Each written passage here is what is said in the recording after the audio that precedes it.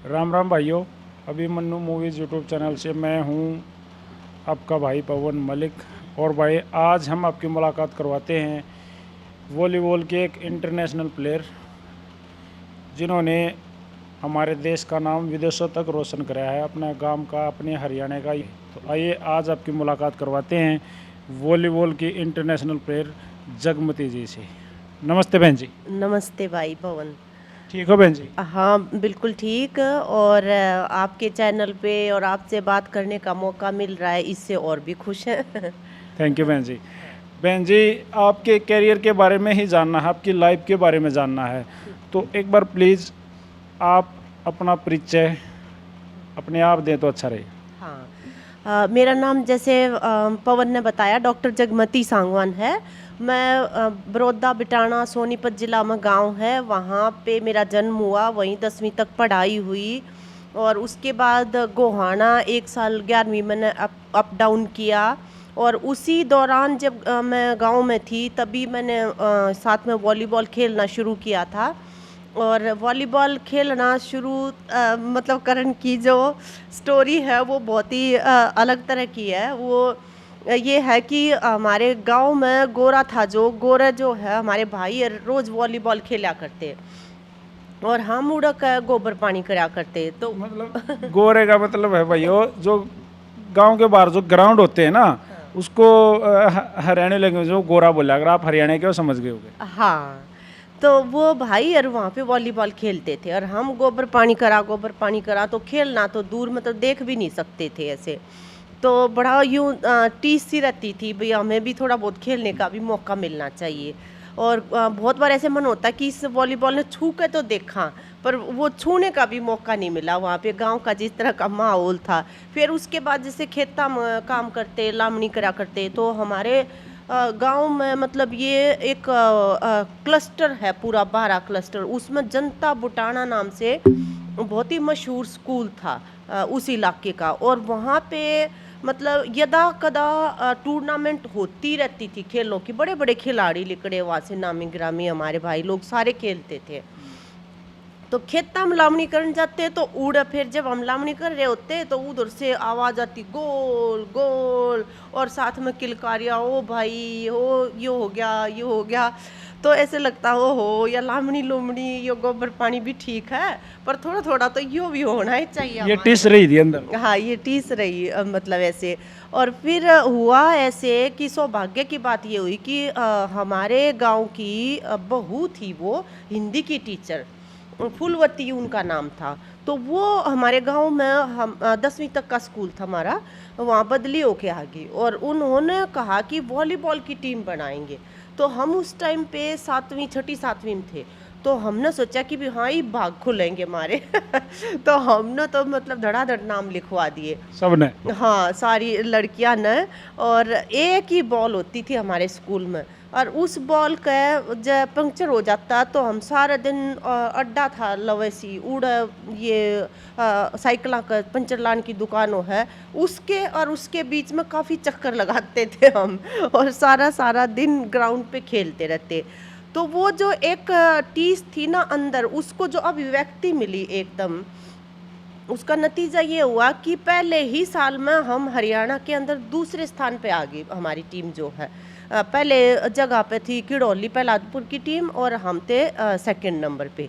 फिर तो थोड़ा और भी ज़्यादा हमें हौसला हो गया कि भाई अब हम दूसरे नंबर पर आ गए तो और ज़्यादा मेहनत कराएंगे तो पहले पे भी आएंगे और फिर आगे भी जाएंगे खेलन।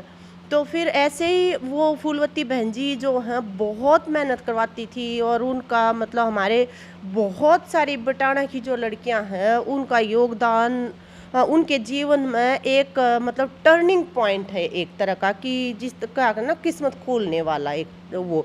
और उसी से उनकी भी खुली, वो भी इतनी लोकप्रिय हो गई थी कि पहले जब महिलाओं के लिए पंचायतों में आरक्षण हुआ तो बुटाना गांव बहुत बड़ा है, तो वहाँ पे पहली महिला सरपंच वो फूलवती जी बनी। फिर अपने ये जो हिंदी टीचर थी। हाँ, जो हिंदी टीचर थी।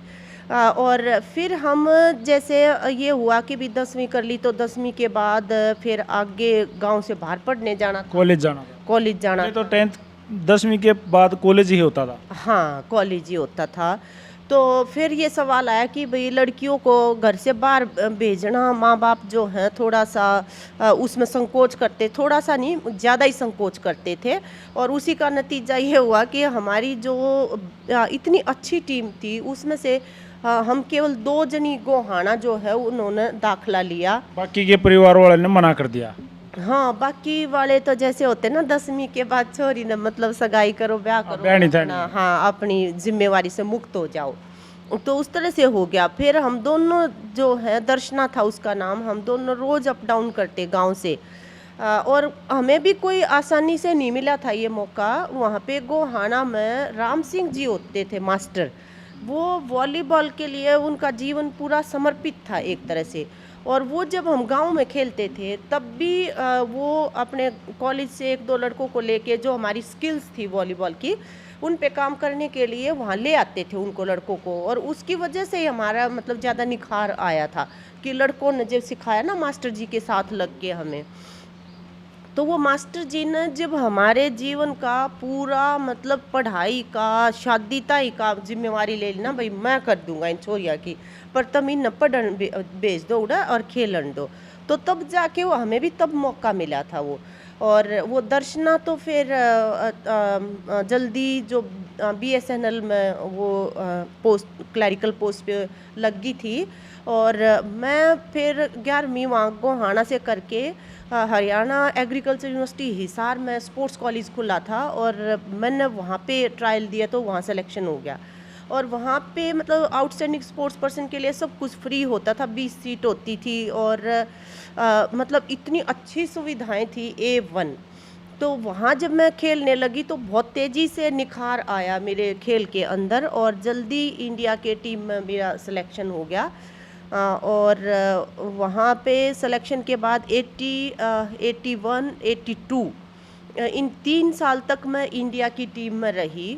लेकिन जब पटियाला में हमारे ट्रेनिंग कैंप लगते थे, बहुत लंबे लंबे होते थे, और मैं हरियाणा की अकेली लड़की होती थी वहाँ पे।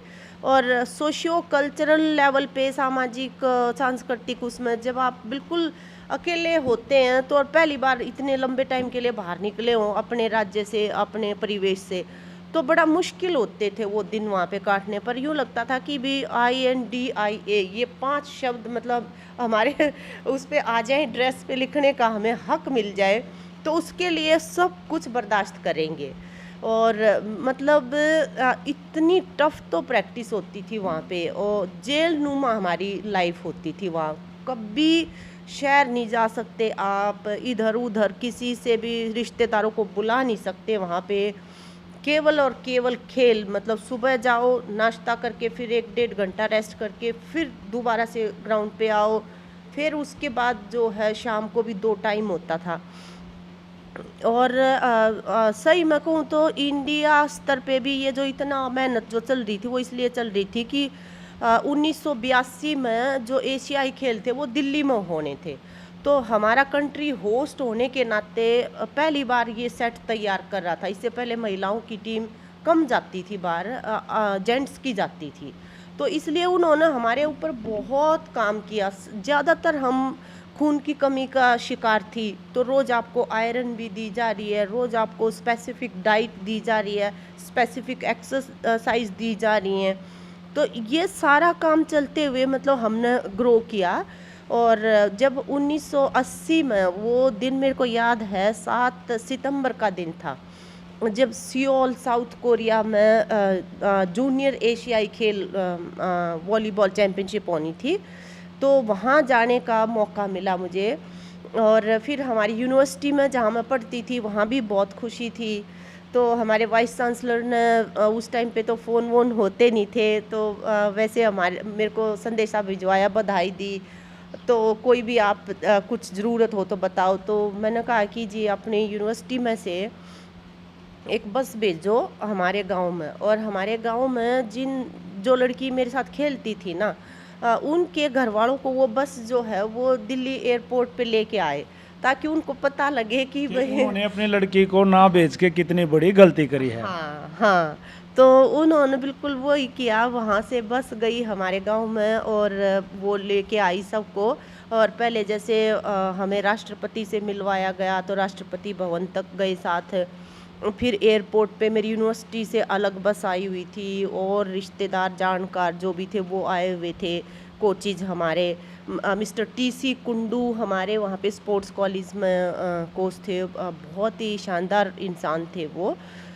तो वो सब देख के मुझे ये लगा कि शायद हमारे गांव के लोगों का जो मानसिकता है वो बदलेगी लड़कियों को खेलों में भेजने के प्रति। तो फिर मैं वहाँ खेल के आई तो एशिया में हमारी मतलब थर्ड पोजीशन आई, जिसको कहते हैं ब्रॉन्ज मेडल, वो मिला हमें। तो उसके साथ ही हमने यूथ चैम्पियनशिप जो मैक्सिको में होनी थी 81 में, उसके लिए भी क्वालिफाई कर लिया, क्योंकि कॉन्टिनेंटल लेवल पे जब आप फर्स्ट सेकंड थर्ड होते तो वो फिर आगे वर्ल्ड लेवल पे खेलते हैं। तो 81 में फिर हम मैक्सिको में गए वर्ल्ड चैम्पियनशिप खेलने के लिए, और वहाँ पे तो वर्ल्ड चैम्पियनशिप में तो हमारी 11वीं पोजीशन आई थी। और फिर उसके बाद तो लगातार 82 में एशियाई खेल नवंबर में दिल्ली में होने थे, तो लगातार ट्रेनिंग कैंप चले वो। लेकिन जब भी मैं बाहर जाती थी खेलने तो वहाँ की लड़कियों को जितनी मतलब दिन रात में देखती रहती थी कि यहाँ पे किस तरह का जनजीवन है, मतलब लड़कियाँ क्या क्या काम करती हैं दिन में रात में, सड़कों पे कितनी का आज़ादी है उनको बाहर निकलने की, काम करने की, ऐसे। और ये सारा भी देखती मैं तो बहुत फ़र्क था हमारे गांव के अंदर, जिस तरह से लड़कियाँ, इतनी प्रतिभाशाली लड़कियाँ, एक से एक खूबसूरत, जिनको अगर मौका मिले तो वो पता नहीं मतलब कितने कीर्तिमान स्थापित कर दें। और ग्राउंड पे भी मुझे ये लगातार फील होता था कि जो टेक्निक इंटरनेशनल लेवल पे उस समय पे वो वॉलीबॉल में प्रयोग करते थे, तो मेरे गांव की 3 लड़कियां मतलब उसमें राज थी, भानुमति थी, वो ना दर्शन थी, ये मेरे से भी मतलब अच्छी थी और बहुत महारत उनको हासिल थी। तो वो जो विदेशी लड़कियां जो टेक्निक यूज करती थी वो हमारी लोकल लड़कियां उनसे बेस्ट करती थी। हाँ, लेकिन मौका नहीं मिला, लेकिन उनको फिर वो मौका नहीं मिला 10वीं के बाद। तो मुझे बड़ा मलाल रहता था इस चीज़ का कि अगर आज वो इस टीम में होती तो शायद हमें ब्रॉन्ज मेडल नहीं, हम गोल्ड मेडल भी ले सकते थे, और वर्ल्ड में इतनी बुरी तरह से हम नहीं हारते। मतलब लगातार ये चीज़ जो है वो पीछा करती रहती थी मेरे दिमाग के अंदर। और उसके साथ साथ क्योंकि मैं यूनिवर्सिटी कैंपस पे पढ़ने का मौका मिल रहा था, तो वहाँ पे यूनिवर्सिटी कैंपस जो है वो विचारों का भी मेला होता है। वहाँ पे यूनिवर्सिटी कैंपस के ऊपर अलग अलग तरह के विचार, अलग अलग तरह के लोग, अलग अलग तरह की मतलब थ्योरीज, प्रैक्टिस, उनसे वास्ता पड़ता है। तो एक अपना आत्मचिंतन भी साथ साथ जो है वो बढ़ता जा रहा था। तो फिर 82 में जब एशियाई खेल यहाँ पे दिल्ली में हुए तो हमारी वहाँ पे 6th पोजीशन आई थी। और वहाँ मतलब पहले जब मैच चल रहा था तो चाइना, जापान, ये एशिया की सबसे बेस्ट टीम्स होती थी। तो होता क्या था कि जिनको मतलब खेलने का मौका भी बहुत अलग अलग तरह से मिलता है प्लेयर्स को, जब इन टीम्स के साथ खेलना हो तब मतलब मेरे को ज़्यादातर तभी मौका मिलता था कि उनमें ना मतलब बोल्ड और बिना डरने वाले और अपनी मतलब खेल दिखाना है उस भावना से जो खेलते हैं, उन खिलाड़ियों को उस समय पे डाला जाता था। तो चाइना की टीम के साथ हम दिल्ली में हमारा मैच चल रहा था, बुरी तरह 0-0 पे हार रहे थे। थर्ड सेट में मतलब मेरे को डाला उसमें टीम खेलने के लिए। तो मैंने जाते ही लेफ़्ट हैंडर थी मैं, अपने यहाँ पे तो मैं स्मैशर थी, फिर वहाँ लेफ़्ट हैंडर्स को आमतौर पे बूस्टर बना देते हैं वॉलीबॉल के अंदर।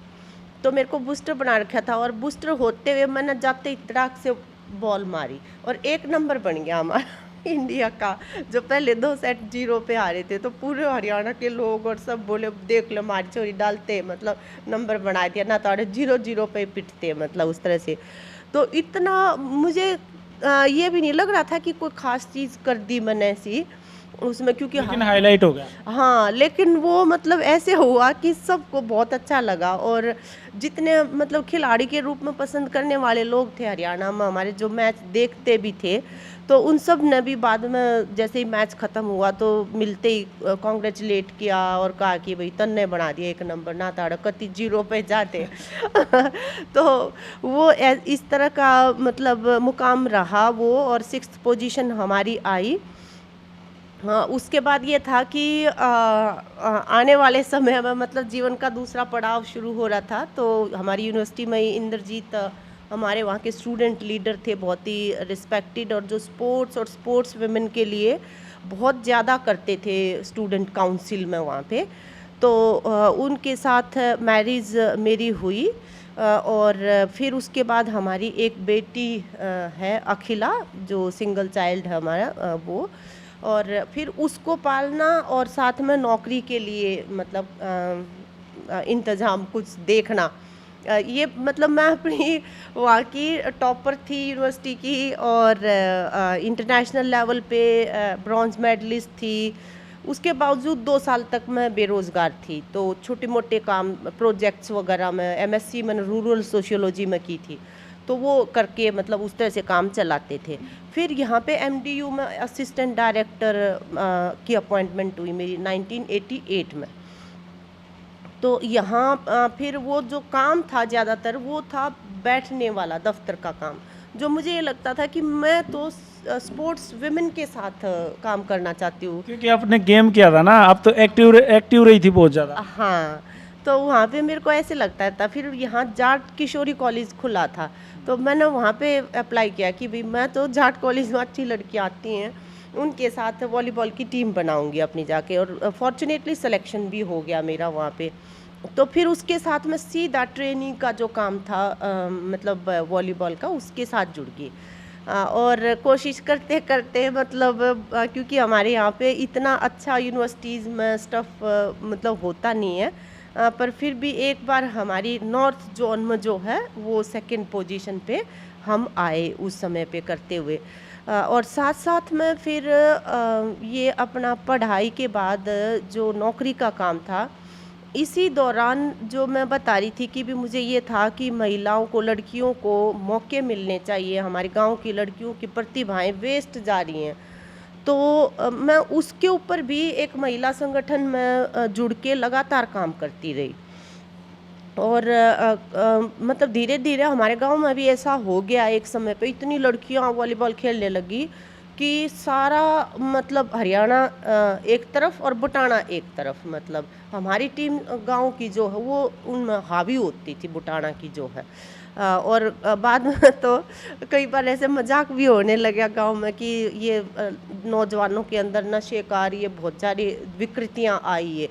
तो कई लड़के जो है वो बताना 20 तरह से उन्होंने शुरू किया, बोले बुआ के बतावा इस हाल हो रहा गांव में, उड़ा जेल में जो है ना, जेल में जब नौजवान उड़ा वॉलीबॉल खेल रहे हैं ना, एक टीम तो बटाना के छोरा की बन जा रहे, एक जो पूरी जेल की, पूरे जेल की सोनीपत जेल में यूँ हाल हो रहा है, ऐसे ऐसे।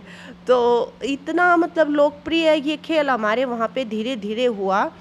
फिर मुझे ये भी लगा यूनिवर्सिटी कैंपस पे नौकरी करते हुए कि भी मैं असल में जो लड़कियों के खेल के सामने जो बाधाएं हैं, क्योंकि मैं जब लड़कियों की टीम भी बनाती थी तो मुझे घर वालों के साथ बहुत ज़्यादा टाइम लगाना पड़ता था कि भाई आपकी लड़की में देखो ये प्रतिभा है, ये मेडल लाएगी, नौकरी मिल जाएगी, तभी उनको इजाज़त मिल पाती थी वो।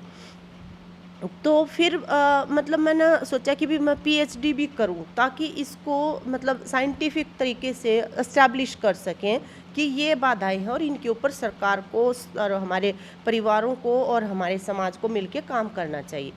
तो फिर मैंने women's participation in sports case study of international sports women कि जो इंटरनेशनल खेली वो किस वजह से कामयाब हुई, और जो इंटरनेशनल खेलने की काबिलियत रखती थी लेकिन नहीं खेल पाई तो उनको कौन सी बाधाएं थी।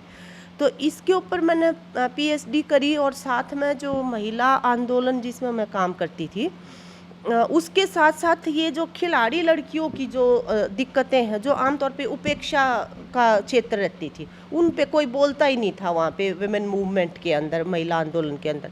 तो मैंने ये कोशिश करी कि साथ साथ ये महिला खिलाड़ी महिलाओं की जो दिक्कतें हैं, समस्याएं हैं, उनको भी यहाँ पे लेके आए। और हमने मिलके जब कोशिश की तो ये भूपेंद्र सिंह हुड्डा जी चीफ मिनिस्टर थे, तो हमने पूरा एक डिमांड चार्टर खिलाड़ी महिलाओं के हिसाब से उनको दिया और उनको कहा जी देखो जी आप तो सब लोग चौपाड़ में ताश खेल लो, बाहर खेल ले आदमी मर्द जो हैं, पर औरतें तो काम काम रह गए इनके जीवन में।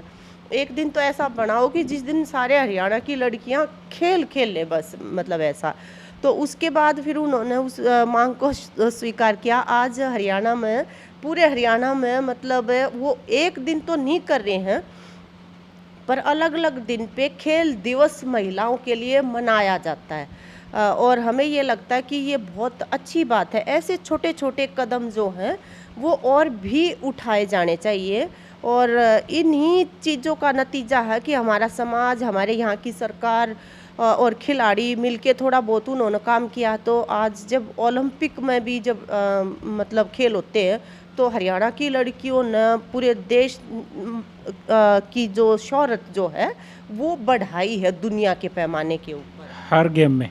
हाँ, हर गेम के अंदर। और ख़ास तौर पे जो जैसे रेसलिंग के अंदर और बॉक्सिंग के खेल जो मेल डोमेन एक तरह से माना जाता था कि ये तो आदमियों का ही, कबड्डी का खेल आपका खेल जो है ये कंपैरेटिवली टफ गेम्स हैं उस तरह से।